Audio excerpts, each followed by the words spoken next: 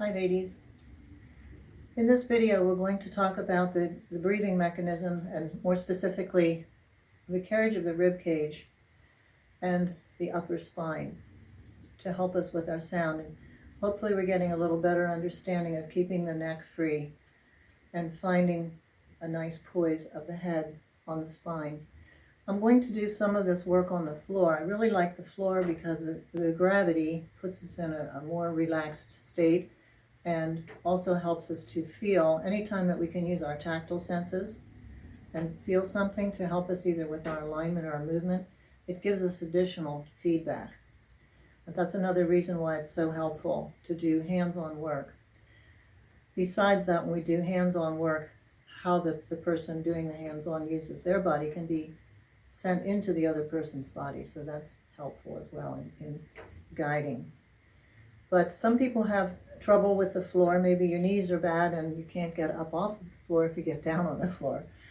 So I'll do both so you can do what's best for you. And if it's in a rehearsal setting, then a seated arrangement is probably best. So even when you're doing your Zoom rehearsals, if you check yourself, you may be going into the screen or hunching down into your chair.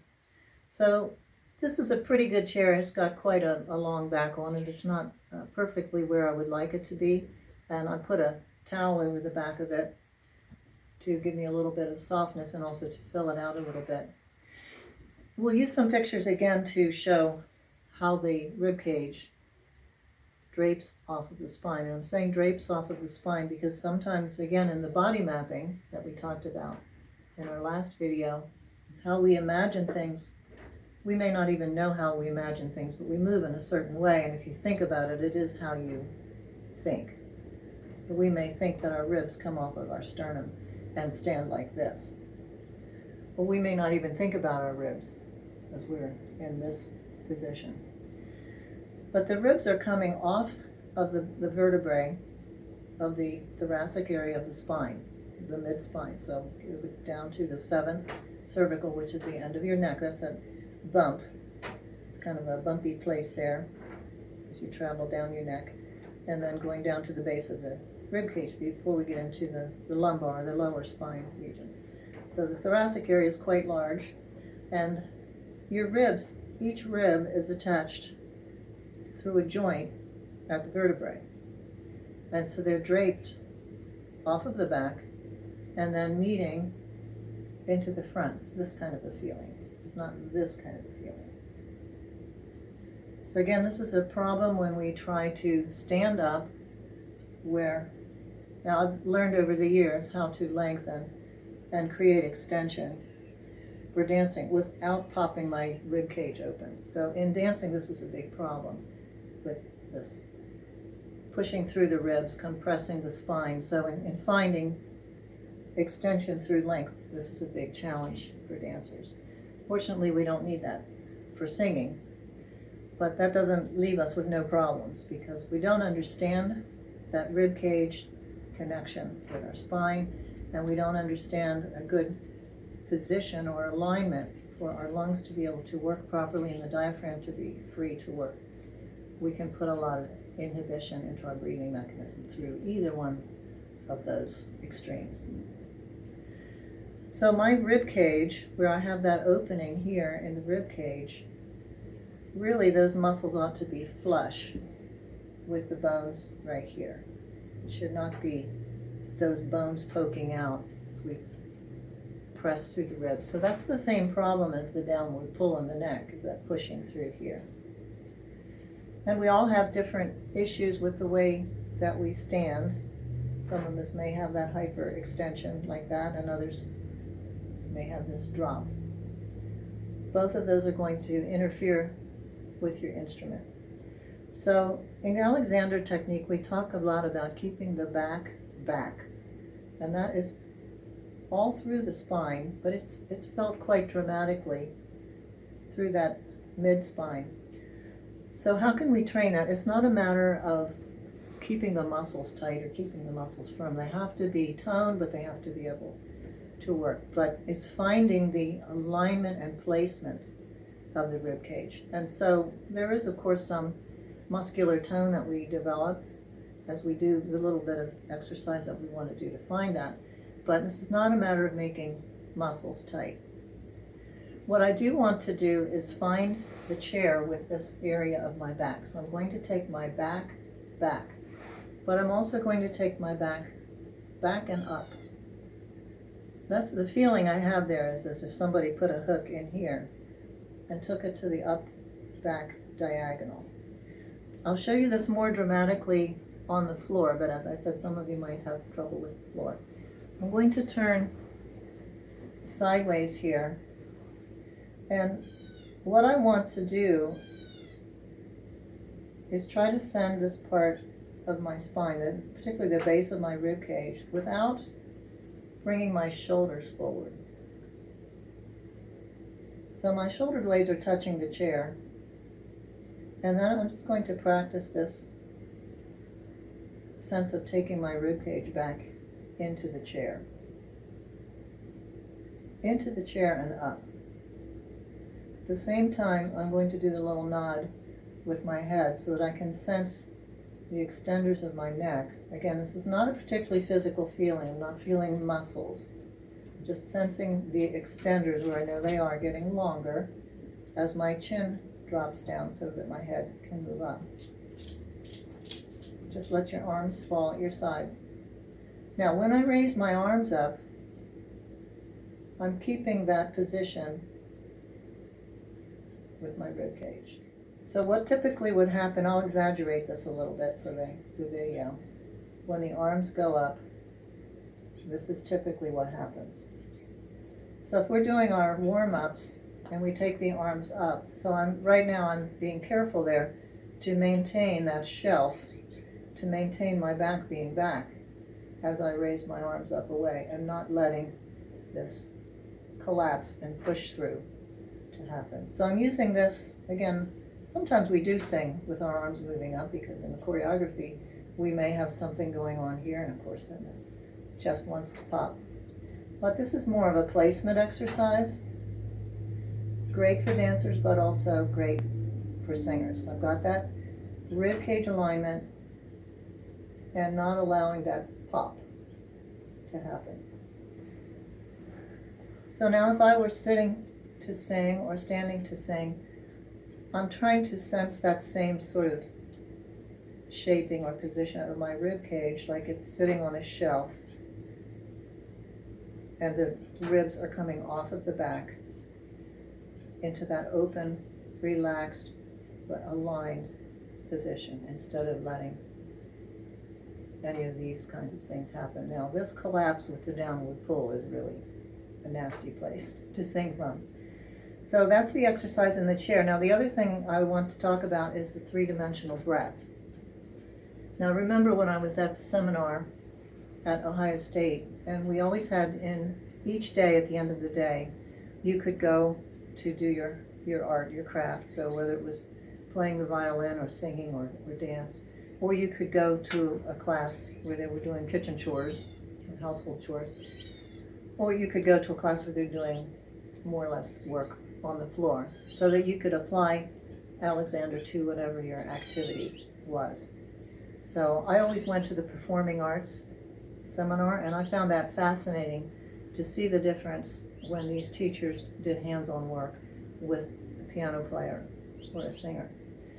So one of the things that we observed was one of the young ladies had been told that she must not raise her shoulders and she must not move her rib cage when she was singing. And as they freed her body by changing her mind about these things, the sound just completely changed. So there's a difference between doing this, raising your shoulders, because of course we're never really chest breathing. Our diaphragm is still working, but maybe inefficiently, like adding all kinds of tension. So there's a difference between that kind of shoulder tension, shoulder movement, and this very natural ebb and flow, where there's probably some very slight movement in my shoulder girdle because my shoulder girdle is sitting on my breathing apparatus. It's sitting on my rib cage. It's connected with my spine. Right? So my shoulder girdle is the clavicle and the scapula. And that's resting and needs to be able to move when I breathe fully and three-dimensionally. So I have a relaxed falling feeling through my shoulders. But I can't say that they don't move. But that's different than this. So this is how, when we're teaching, we're trying to understand, we hear words and then, I mustn't move my shoulders. The three-dimensional breath, the best way I find to feel it, I can use the chair since I have no one else here, and have a sense of breathing into my back. So what does that mean? That means I'm allowing for those joints where my rib cage connects to my spine. I'm allowing for those joints to be free. I guess you hear the birds singing along with me. Now, I talked a little bit about Bill Connell and the body mapping idea, and his ex-wife Barbara, they wrote the manual actually for Ohio State on the Alexander technique. And she describes the ribs as if they were bucket handles, which I find is a very good image. So you can see there's the joints along the spine, and you imagine those bucket handles moving up and down. So I'm going to allow those ribs to do that as I breathe into my back. Now again, that may be the same as saying breathe into your belly. You're really breathing into your lungs, but the diaphragm is moving up and down as you breathe, which is allowing for space and allowing for the air to move in and out.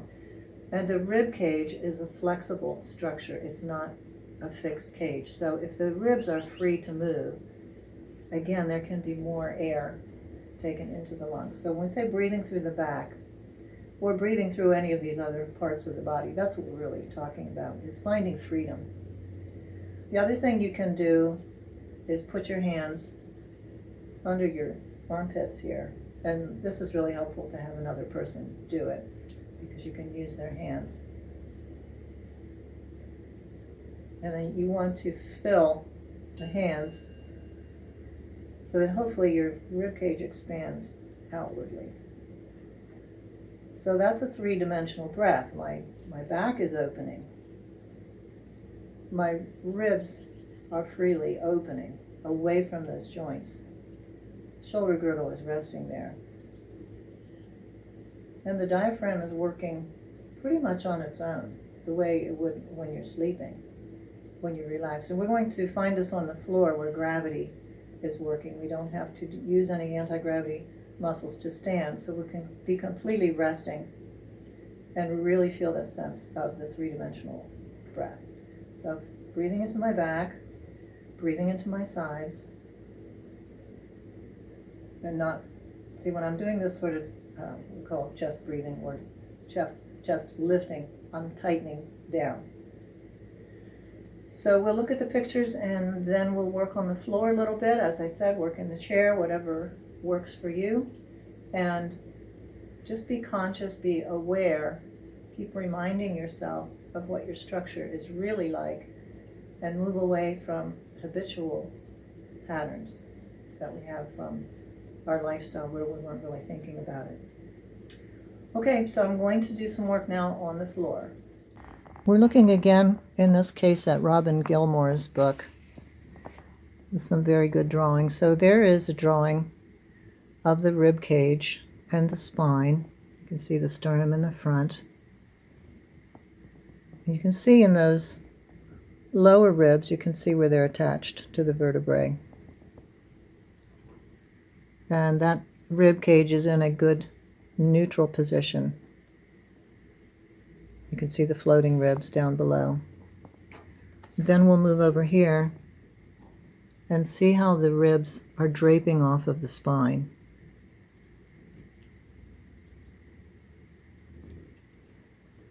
You can see that the origin of the ribs is in the back, and then the connection in the front.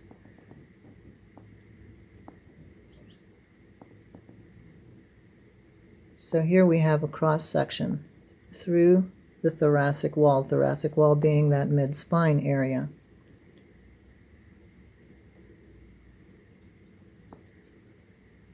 And each of the ribs will be attached to the vertebrae in the back.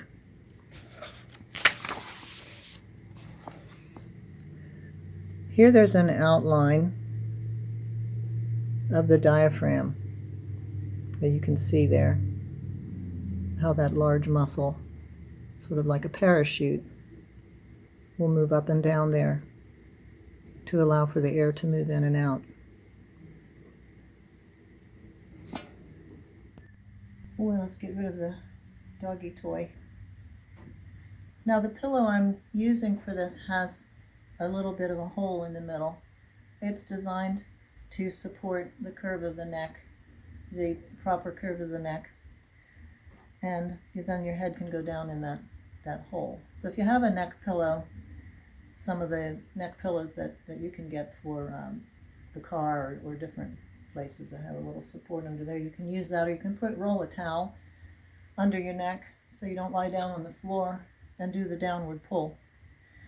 And I'm going to show the breathing and how we want to align our rib cage on the floor. Now on the floor I have gravity and I have something to feel.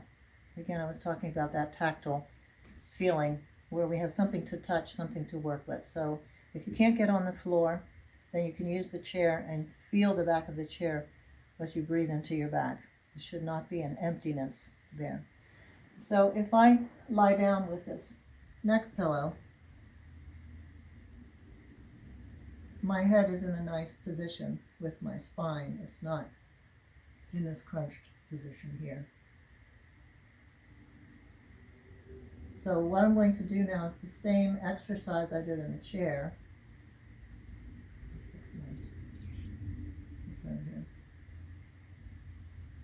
Well, that's what we don't want. You can see the big arch here. Now that typically will happen as soon as we raise our arms, is that we'll pop. So I'm not really trying to press down my lower back. I'm focusing more on the lower portion of the rib cage. I'm just rocking the rib cage down into the floor. Now I'm using a little bit of muscular activity right now, just to feel that, just to feel more surface of my rib cage on the floor. Now, I could not sing well holding that down. I'm going to release that. But I've trained my ribs to remain resting here in this position. As long as I don't go there, I don't need to be pressing down. But if you lie down on the floor and you already have a popped rib cage, then you may need to do a little bit of this exercise to widen the back and open the back area up. What I am going to do is use this exercise to see how easy it is. I'm doing this on purpose now because I've trained myself not to do it, to pop. So when you raise the arms, you want to keep the lower border of the rib cage down. If anybody's done any Pilates, then you're familiar with keeping your rib cage on the floor. And what I can feel here, if I really relax, is gravity helping me to rest into the floor. Normally with gravity, the ribs will lay correctly. If you've got a little roll under your neck and you're just letting the head rest, your head will be in a correct alignment with your spine. Will not normally go into this tense position or the folded over position. So this is a position of restfulness. It's also not a bad idea to try singing in this position.